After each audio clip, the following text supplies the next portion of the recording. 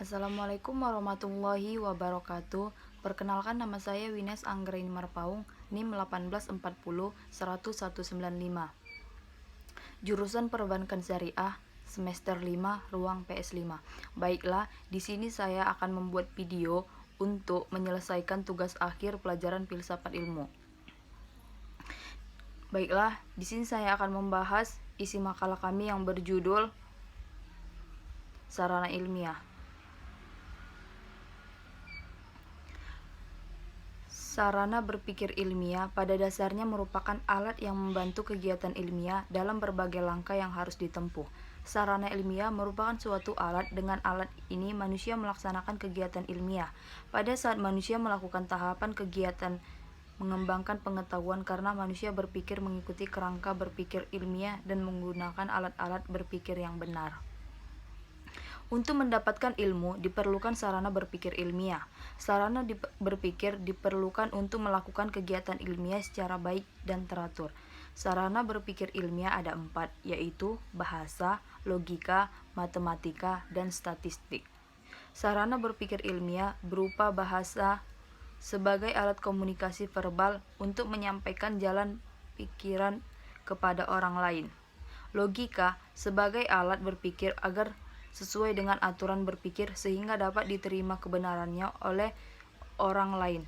Matematika berperan dalam pola berpikir deduktif sehingga orang lain dapat mengikuti dan melacak kembali proses berpikir untuk menemukan kebenarannya.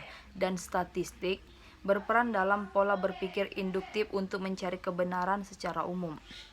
Tujuan dan fungsi sarana berpikir ilmiah ialah untuk memungkinkan kita melakukan penelaahan ilmiah secara baik. Sedangkan tujuan mempelajari ilmu dimaksud untuk mendapatkan pengetahuan yang memungkinkan kita untuk bisa memecahkan masalah kita sehari-hari. Peranan sarana berpikir ilmiah. Bahasa memegang peran penting dan suatu hal yang lazim dalam kehidupan manusia.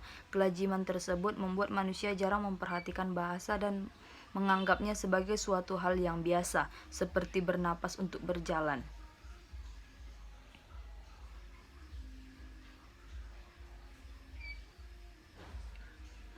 Adapun ciri-ciri bahasa ilmiah yaitu informatif, reduktif, intersubjektif, dan antiseptik.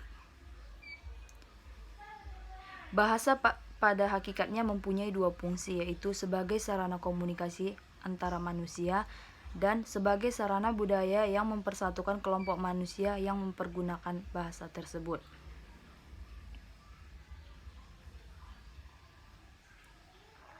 Peranan matematika sebagai sarana berpikir ilmiah dapat menggunakan alat-alat yang mempunyai kemampuan, yaitu menggunakan algoritma, menggunakan manipulasi,